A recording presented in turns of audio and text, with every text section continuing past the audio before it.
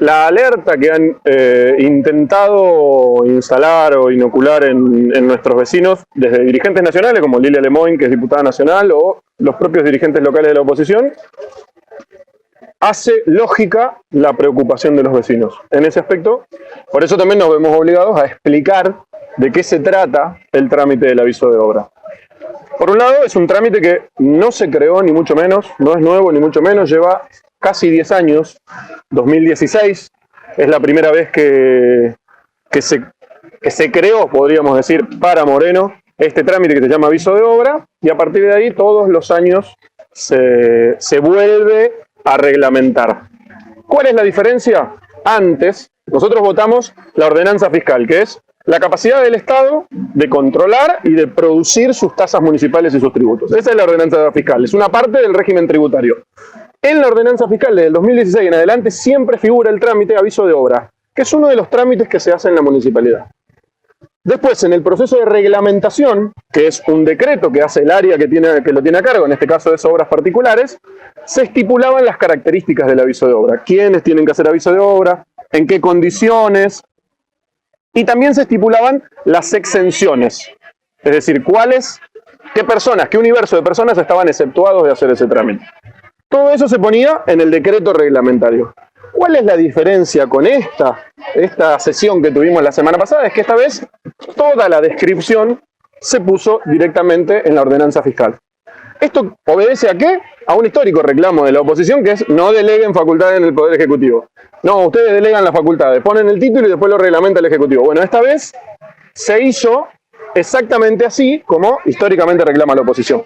Entonces, a alguno que no leyó nunca la ordenanza fiscal, le pareció, y otorgo hasta la buena fe, digo, de que le pareció que era una tasa nueva. No, no es un trámite nuevo, no es una tasa nueva, y no se le va a cobrar al conjunto absolutamente mayoritario de la población de Moreno. Esto tiene que quedar clarísimo. ¿Por qué? Por lo siguiente. El aviso de obra es un trámite que se requiere para aquellos trabajos que uno va a hacer que tienen que ver con la irrupción en el espacio público, si lo va a hacer en el marco de su vivienda particular, pero irrumpe en el espacio público, y que no necesitan una modificación del plano. Y uno va a tramitar una obra que necesita planos, tiene que trabajar un permiso de obra. Eso es un trámite que se hace en la municipalidad, lo ordena el Código de Ordenamiento Urbano y demás. Pero hay trabajos que no necesitan que vos modifiques el plano, pero sí involucran incidir en el espacio público. Por ejemplo, un edificio que se va a pintar o se va a revocar todo el edificio, necesita un andamio o una silleta. En el barrio, todos sabemos que en el oficio de los pintores, los silleteros históricamente fueron los mejores calificados y los mejores pagos. ¿Por qué? Porque implica más riesgo y porque hay que hacer más trámites. Bueno, esto es, por ejemplo, uno de los ítems que requiere un aviso de obra. Si vas a pintar un edificio y vas a colgar una silleta o vas a poner un andamio en el espacio público, lo que implica un riesgo para el trabajador, para la empresa y para el propio transeúnte que anda por el lugar, eso necesita un aviso de obra. Si vas a modificar una vereda, incidir en el espacio público, por lo tanto vas a cortar el tránsito, va a haber gente que va a tener que girar por otro lado, eso necesita un aviso de obra. Si vas a hacer movimiento de suelo, trabajar con máquinas en un terreno preparando lo que después va a ser una obra, necesita un aviso de obra porque vas a cortar el tránsito con las máquinas y demás. Todos los trámites que tienen que ver con todos los trabajos que tienen que ver con la vida privada y el embellecimiento de los hogares, no requieren el aviso de obra. Eso figuró, perdóname, históricamente también en el decreto reglamentario. El decreto reglamentario del trámite de aviso de obra decía, este trámite, por eso dice revoque, pintura, y especifica todo lo posible, todos los trámites que pueden llegar a hacerse. Y después, en un artículo siguiente decía, quedan exceptuados todos los trabajos de menor envergadura y este universo de personas. ¿Qué universo de personas? Los jubilados, las personas con discapacidad, las personas de bajos recursos y los trabajos de menor envergadura en casas particulares. Es decir, solo tienen que tramitar el aviso de obra aquellas personas o empresas que van a incidir en el espacio público y lo cual puede significar un riesgo. Un andamio, movimiento de suelo, cortar el tránsito para hacer una vereda. Todo eso, este año se puso directamente en la fiscal. ¿Qué sucede? Transmiten o publican la parte en donde se reglamenta la tasa y el trámite, pero no publican el artículo 123, que es el de los exceptuados. Sí, dos cuestiones.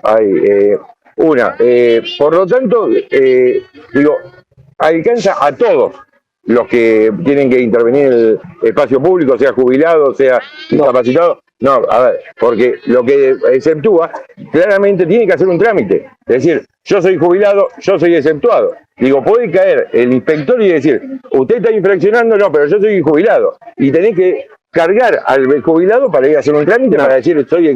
No, cuando vos creás el hecho imponible, Sí. creás una facultad para el Estado municipal de controlar y de exceptuar. Por vía reglamentaria vos podés Pero exceptuar. vos lo tenés que comprobar. No. En el capítulo eximidos estamos hablando de la tasa. Todos estos no tienen que pagar nada.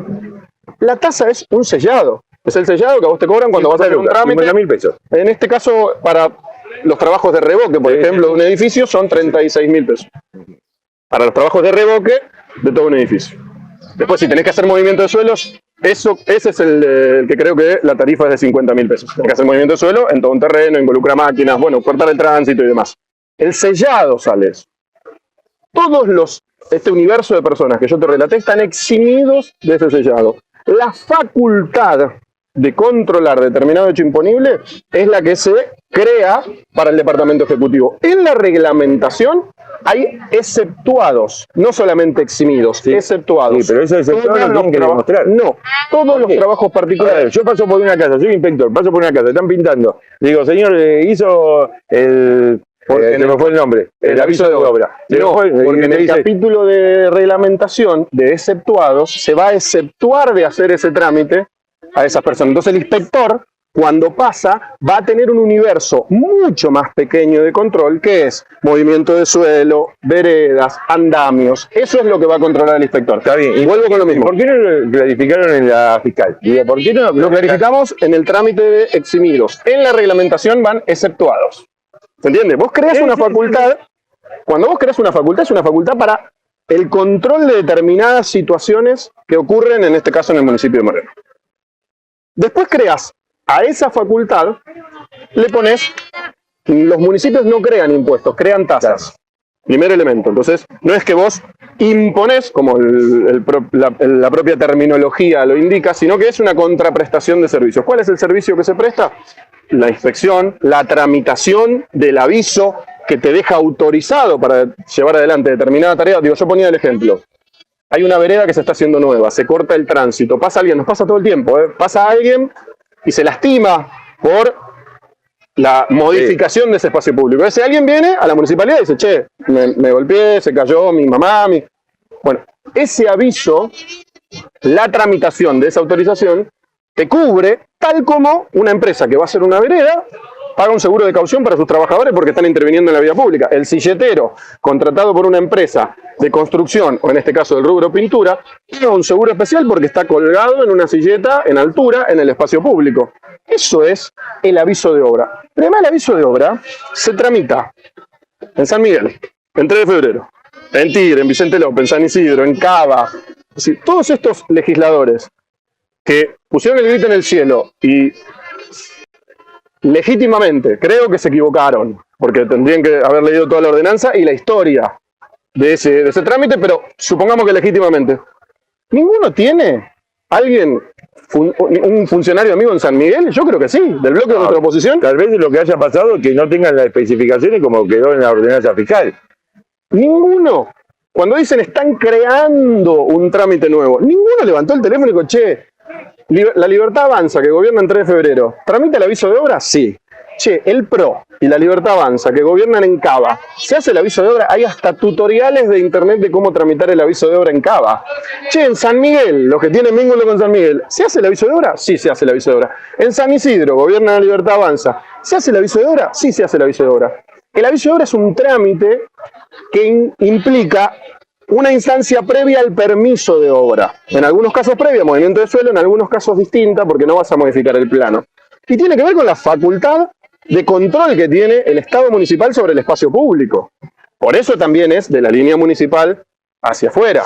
toda esta discusión de la invasión del Estado en el espacio privado. No, si vos vas a pintar el patio de tu casa, nadie va a venir a decirte, señor, ¿usted qué está haciendo? Ahora, si vos estás en un edificio, sos el administrador de un consorcio, de un edificio, y vas a colgar un andamio durante 15 días en el espacio público para pintar todo el edificio, es lógico que el Estado, cualquier Estado, la jurisdicción que te toque, venga y te diga, señor, tiene que tramitar un permiso para esto. En este caso se llama aviso de obra. A ver, reitero lo que te vengo planteando. Digo, ¿no tendrían que haber sido claros en la ordenanza fiscal? Digo, para no generar este tipo de preocupación en el vecino. Lo concedo, lo concedo. Digo, muchas veces el debate de la ordenanza fiscal es un debate largo, complejo técnicamente, porque es una ordenanza que tiene varias centenas de artículos y que involucra desde aptitudes económicas, porque tenés que ver hechos imponibles contra tasas, contra impuestos, recaudación, y después cosas muy específicas que tienen que ver con los trámites de obras particulares. En este caso hay un equipo de profesionales que muchas veces eso llega ya trabajado y el Consejo Deliberante evalúa la característica general del régimen tributario. Concedo que esa especificación, que antes no estaba en la fiscal, se hacía en el decreto reglamentario y ahora está, pudo haber alertado sobre todo a aquellos que nunca habían leído una ordenanza fiscal. Lo concedo. El 6% sobre la energía eléctrica. El 6% sobre la energía eléctrica es un trámite que es una tasa que se cobra desde siempre. De hecho, nosotros tenemos judicializado y con fallos a favor del Estado Municipal de Moreno. Nosotros, Pilar, creo que San Martín, hay 3 o 4 municipios que después terminan sentando jurisprudencia con fallos a favor sobre la intromisión del Estado Nacional en las facultades que le son propias al Estado Municipal. Y aprovecho este microespacio sobre esta polémica que se generó. Yo lo decía todos estos días que estuvimos explicando este tema, y me parece oportuno explicarlo.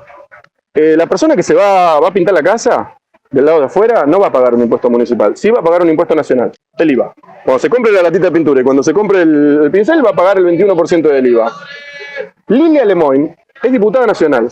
La Constitución dice que solo pueden presentar proyectos para bajar o crear impuestos los diputados. Del Congreso, la Cámara de Senadores no, la Cámara de Diputados debe ingresar por ahí.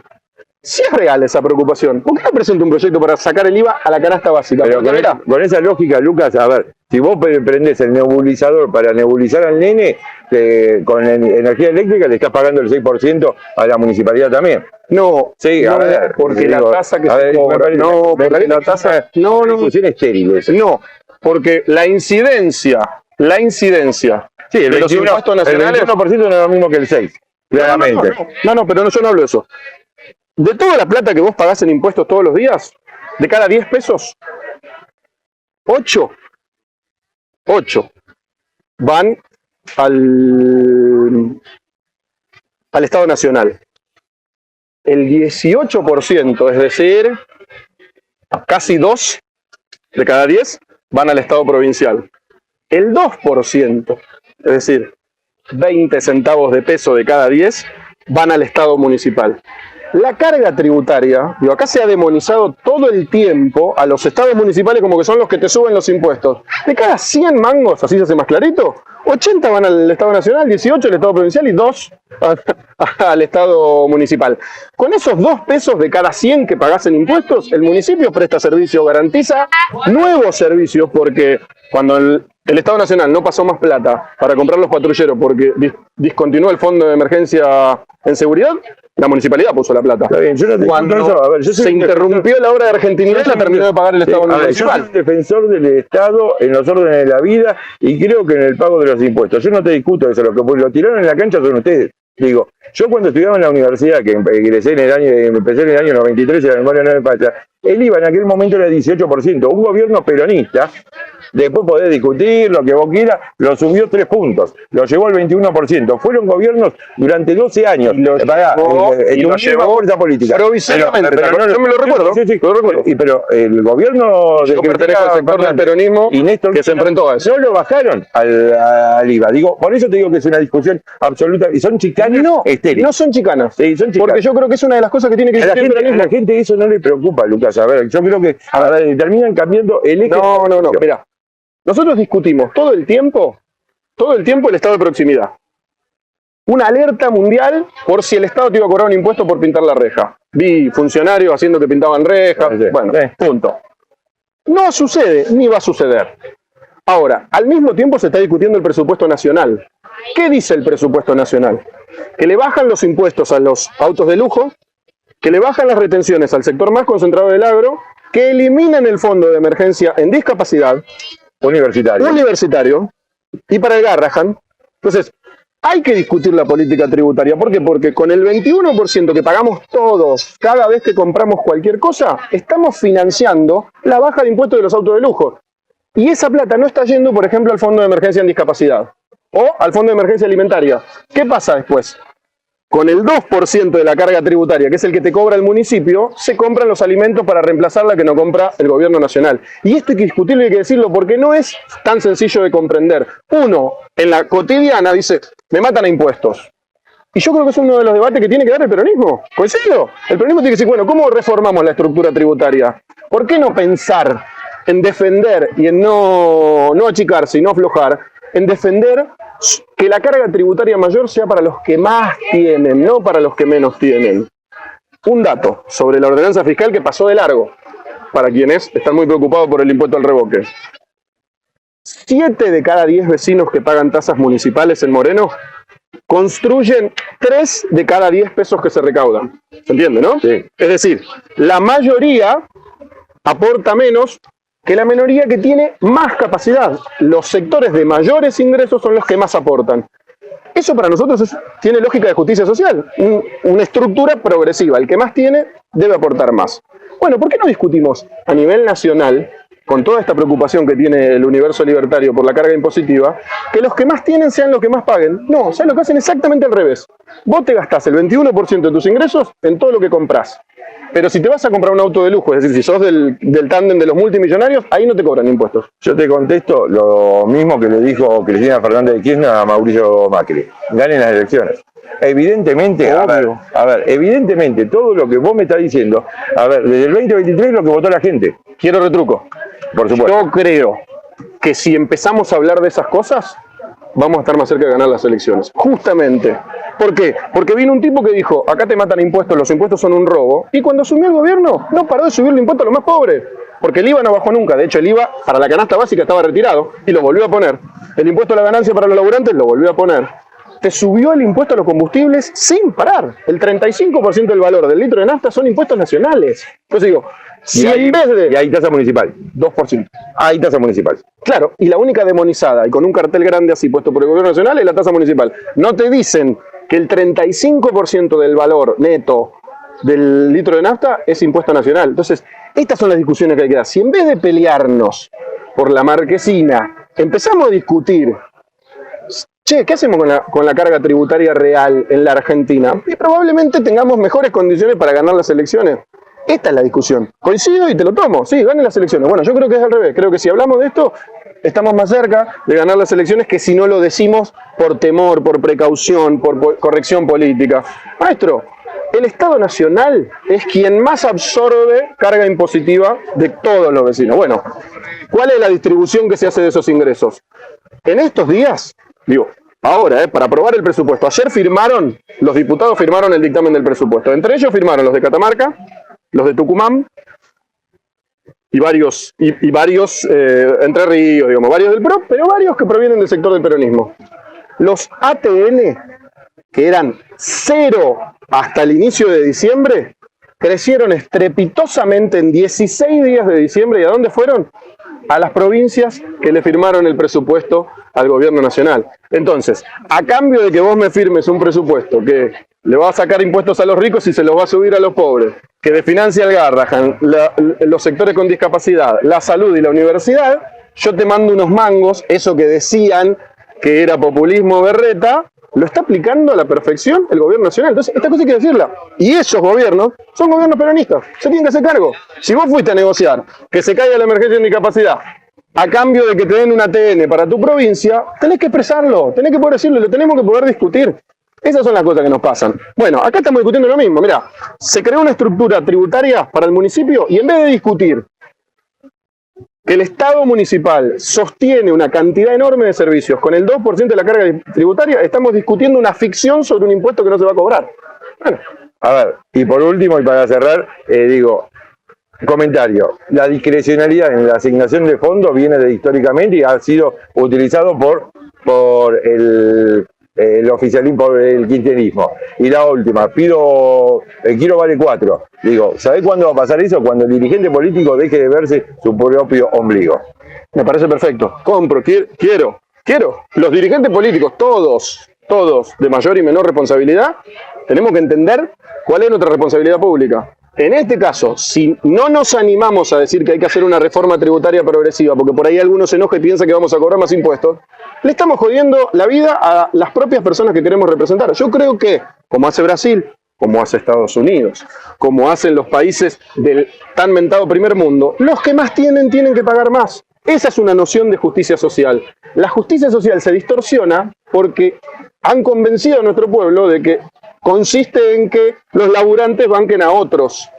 Y no es eso. El concepto de redistribución es aquel que tiene más porque es mega multimillonario, debe aportar en la misma proporción que aporta el laburante que paga el 21% del IVA todos los días. Entonces, esa misma proporción implica que podamos sostener los servicios que debe garantizar el Estado. Eso es lo que hay que discutir. El que tiene más, por lógica, tiene que pagar más, porque seguramente tiene más por un montón de acompañamiento que le hizo todo este país y el Estado. Pensemos en Galperín, anda como loco pidiendo regulación del Estado para que no entre Temu y Shane, pero todos los años le condonan la deuda. ¿No tiene que pagar más impuestos Galperín? Claro que tiene que pagar más impuestos y no irse a Uruguay para no pagar nada. Esa es la discusión que tenemos que dar. Cuidar a mi vecino que se va a comprar el pan dulce para el 24, entendiendo que las actividades del Estado se tienen que financiar. ¿Con qué se financian? Con aquellas mega ultra fortunas que seguramente pagan en proporción, seguramente no, claramente pagan en proporción, mucho menos que lo que paga el laburante de la esquina.